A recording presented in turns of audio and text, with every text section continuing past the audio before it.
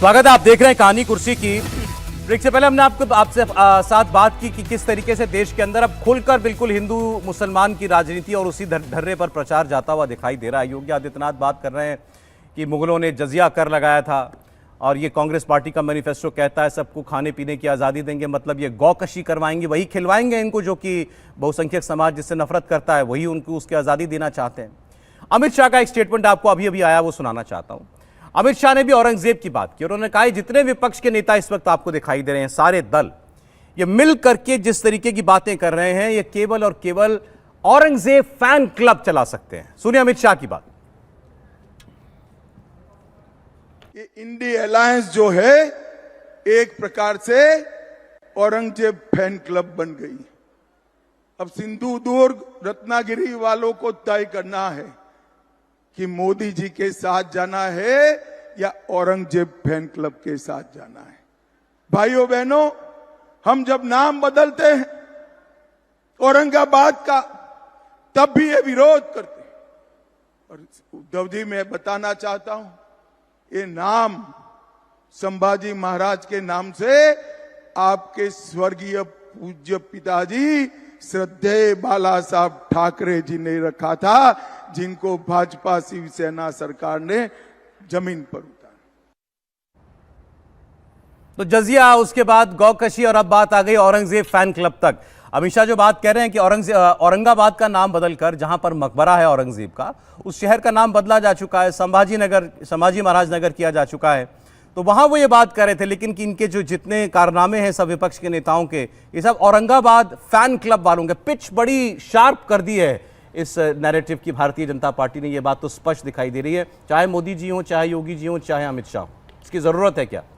देखिए, मुझे लगता है कि मतलब एक मैं अनुमान के तौर पर कह रहा हूं कि जो भारतीय जनता पार्टी की सरकार में रहते कोशिश थी वो शायद सफल नहीं हो पाई।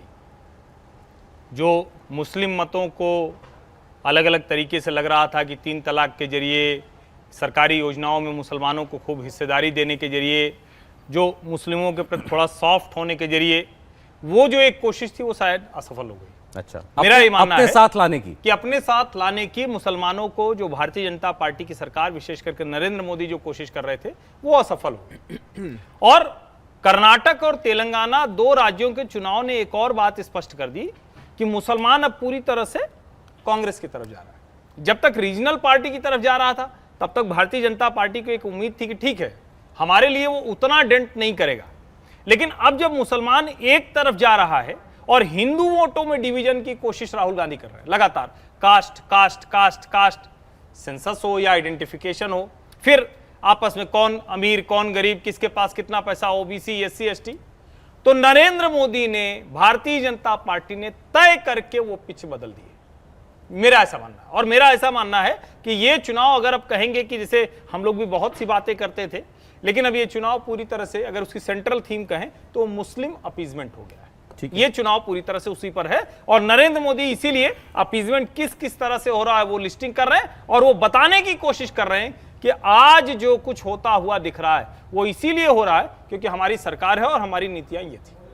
ये बार बार वो चिन्हित करने की कोशिश कर रहे हैं, चाहे योगी आदित्यनाथ बोले या अमित शाह बोले या भाजपा के और नेता बोले, वो उसी का एक्सटेंशन है, उसी को और ठीक इस ट्रैक से क्या फायदा मिलेगा या मिल रहा है? नहीं, देखिए, अब इसको आप जिसको कहते हैं ना, 2 तरह से देख सकते हैं। एक तो ये कि भारतीय जनता पार्टी ने पूरी कोशिश की, राम मंदिर बनने के बावजूद, जो जिसको आप कहते हैं काशी विश्वनाथ के बावजूद, श्रृंगार गौरी पूजा शुरू हुई, उसके बावजूद कहीं कोई कम्युनल टच नहीं दिया, बहुत टोन डाउन रखी। ये ऊपर से भी था, लेकिन जब ये दिख रहा है कि आपको मुस्लिम वोट नहीं मिलने हैं और आप चुनाव में हैं, तो आप कह सकते हैं कि नहीं नहीं, हिंदू वोटों की बात करना कम्युनल होना है। लेकिन जब आपको दिख रहा है कि कोई अचानक वो सलमान खुर्शीद की भतीजी वो खड़ी होती है मंच से और वो कहती है कि सब मिलकर वोट जिहाद कर दो, तो अब ये बड़े, मतलब जिसको कहते हैं ना कि एक संदेश देने की कोशिश होती है। जब कोई खड़ा हो कि इस तरह की बात करे कि नहीं नहीं, भारतीय जनता पार्टी तो इसके बाद चुनाव नहीं कराएगी, और कांग्रेस अपने मैनिफेस्टो में लिख दे भैया तुम्हारा खाना पीना रहना सब गड़बड़, किसका? मुसलमानों का। तो एक तरह से वो मुसलमानों को डरा के वोट लेना चाह रही। भारतीय जनता पार्टी वो हिंदुओं को बता रही कि देखो क्या होने जा रहा है। तो क्लियर कट है, कितना उसका लाभ मिलेगा और इसको आप जायज मानते हैं? नहीं, अब देखिए, मैं तो बिल्कुल किसी भी हिंदू मुसलमान जाति इसको किसी हद पे जायज नहीं मानता हूं। लेकिन 75 वर्षों की राजनीति में कोई ऐसा चुनाव नहीं हुआ, और अगर आप मुस्लिम राजनीति करेंगे तो हिंदू राजनीति होगी, ये तो फिर जायज नहीं। लेकिन हिंदू राजनीति करनी थी तो फिर राम मंदिर का गौरव, राम मंदिर का इतिहास ये दोहराया जाता, बताया जाता कितनी मुश्किलों से राम मंदिर बन पाया है, काशी में क्या काम को हुआ है ये बताया जाता, और हमारे धर्मस्थलों में कैसे जीर्णोद्धार कर दिया गया, केदारनाथ से लेकर के ये सब कुछ बताया जाता। वो पॉजिटिव है, वो पॉजिटिव हिंदुत्व है। सौरभ, इसमें बड़ा दुर्भाग्य है, इसको भी मुसलमान समाज को सोचना चाहिए। एक सरकार ने ईमानदारी से काम करा, बिना भेदभाव के काम करा। हमारा नारा क्या था? सबका साथ। और सरकार ने हर नीति में और हर कार्य में सबका साथ लिया। कोई चाहे टॉयलेट की का हो, चाहे इंश्योरेंस का हो, गरीब की जो आयुष्मान भारत हो, कोई भी घर बनाने का हो, उसमें सबसे ज़्यादा लाभार्थी कौन थे? मुस्लिम समाज था। ठीक है, लेकिन उसके बाद भी अगर मुस्लिम समाज यही दिखाएगा कि वो धर्म के आधार पे वोट करने वाला है, वो काम के आधार पे वोट नहीं करने वाला है, फिर क्या इल्जाम लगाओगे आप? आज कहते हैं कि साहब भाजपा ने एक भी मुसलमान को टिकट नहीं दी, एक भी मुसलमान एक केरल में दी ना। लेकिन प्रश्न ये, जब आप इल्जाम लगा रहे तो ये क्यों नहीं सोचते हो कि जब एक तरफ तो सरकार में कोई भेदभाव नहीं है, सरकार में आपको साथ लेके चलिए, सरकार आपको हर चीज वो दी है जो जिस पे आपका हक हो सकता है किसी और नागरिक की तरह, फिर क्यों नहीं दिया? इसलिए नहीं दिया क्योंकि आपकी नीयत जो है उस मामले में ठीक नहीं है। आप क्यों भाजपा के प्रत्याशी के खिलाफ वोट देते हो? क्यों नहीं उसका समर्थन देते हो जब भी वो मुसलमान होता है? आज तक का इतिहास है कि जब भी भाजपा ने मुसलमान को खड़ा करा, मुस्लिम समुदाय ने उसको वोट नहीं दी। क्यों नहीं दी? अगर आप काम के आधार पर वोट देना चाहते हैं, जो कि आपको देना चाहिए, तो क्या ये भेदभाव कर सकते हैं? आपको बीजेपी को एंटी मुस्लिम पार्टी मानते हैं। एंटी मुस्लिम पार्टी का जो स्वरूप है वो तो उसके कार्य में दिखना चाहिए ना।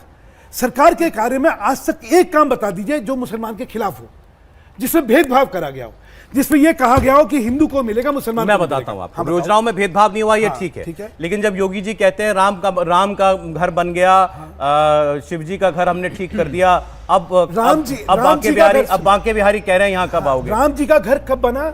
सुप्रीम कोर्ट ने फैसला लिया, सुप्रीम कोर्ट ने वो जगह जो है हिंदू समाज को दी, और हिंदू समाज ने, सरकार ने नहीं, हिंदू समाज ने अपना धन एकत्रित करके उसको एक भव्य मंदिर बनाया। क्या गलत है ये? एक आप हर एक कोई कहता था भाई हम लोग जो है जो भी कोर्ट कहेगी वो मानेंगे, लेकिन दुख ये है कि आपने तब भी नहीं माना। आप ये देखिए, कोर्ट ने फैसला करा, न्याय संगत हो गया ना, सुप्रीम कोर्ट ने करा, उसके बाद भी बाइकआउट करा गया। लोगों से कहा गया कि नहीं, राम मंदिर का जो वो मूर्त प्राण प्रतिष्ठान हो रहा है उसमें नहीं जाना चाहिए।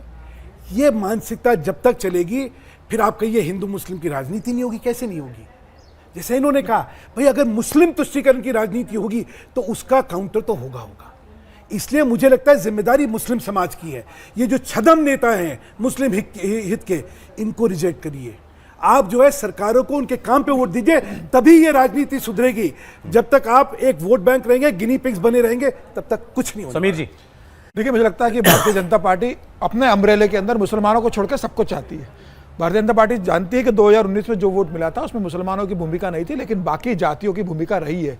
लेकिन जब राहुल गांधी जाति की बात करते हैं तो भारतीय जनता पार्टी को यह डर भी सताता है कि कहीं जाति के आधार पर, जाति से लोग टूटकर जातिवाद की राजनीति शुरू न हो जाए। और भारतीय जनता पार्टी ने जिस तरीके से जाति की राजनीति के अंदर सारे जातियों को जोड़ा हिंदुत्व के अंदर, धर्म के अंदर में, वह टूटकर चले न जाए। और इसलिए फिर भारतीय जनता पार्टी को लगता है कि जब हम हिंदुत्व की बात करेंगे, हिंदू की बात करेंगे, तो सारी जातियां पहले अपने धर्म के नाम पर वोट करेगी, बाद में जातिवाद की राजनीति नहीं। तो इसका तरीका एक ही है कि मुस्लिम तुष्टीकरण का डर दिखाओ।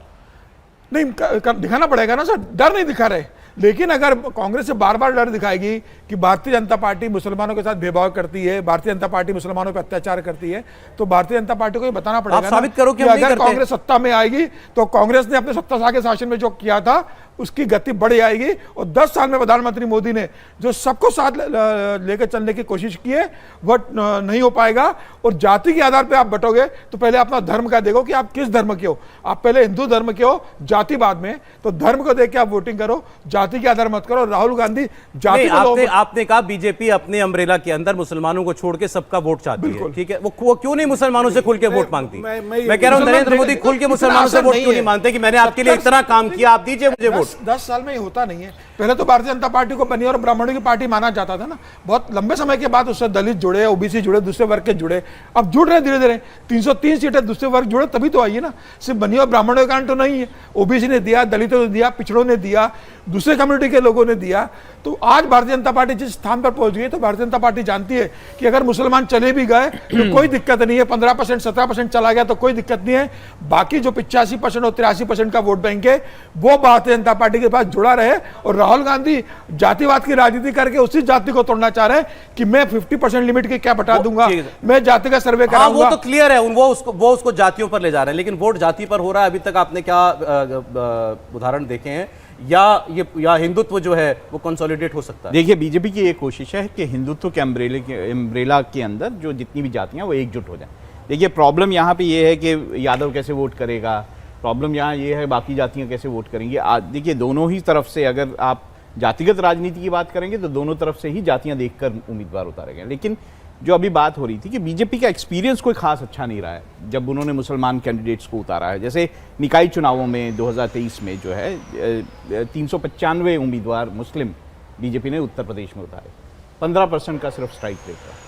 तो बीजेपी के लिए अगर उम्मीदवार उतारते भी हैं और उसका कोई उनको फायदा नहीं होता है तो बीजेपी उस तरह से राजनीति कर रही है। और दूसरी तरफ अभी जो बात हो रही है कि जब दूसरी तरफ से ध्रुवीकरण करने की कोशिश हो रही है, और ध्रुवीकरण ऐसा नहीं है, उसमें ध्रुवीकरण में 2 चीजें आ रही हैं, मुस्लिम वोट प्लस एक जाति का वोट।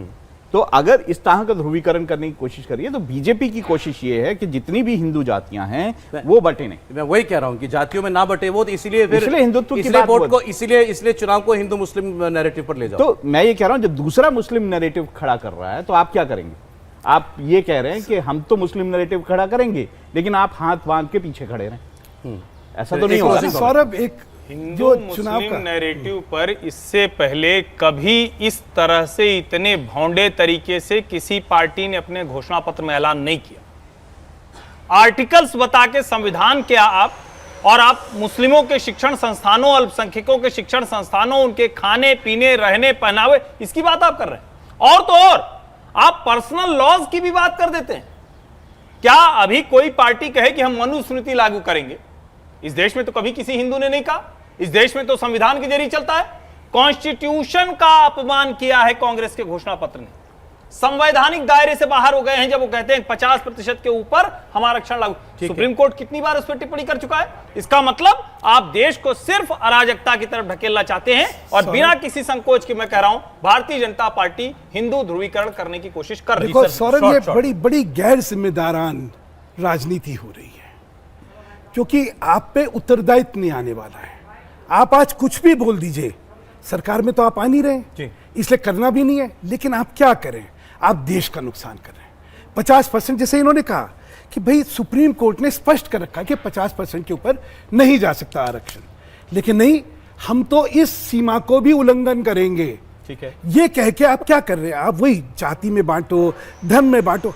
हर प्रयत्न जो चल रहा है इस देश की चुनावों को विकास या मुद्दों से भटका के जाति पे और धर्म पे ले जाने का चल रहा है, जिसकी कि मैं निंदा करना चाहता हूं। आज कहानी कुर्सी में बहुत सारे विषयों पर बात हुई। हिंदू मुसलमान की राजनीति की जरूरत क्यों आन पड़ी है इस चुनाव में, सारा प्रचार उसी दिशा में क्यों जा रहा है, कौन जाति की राजनीति करना चाहता है।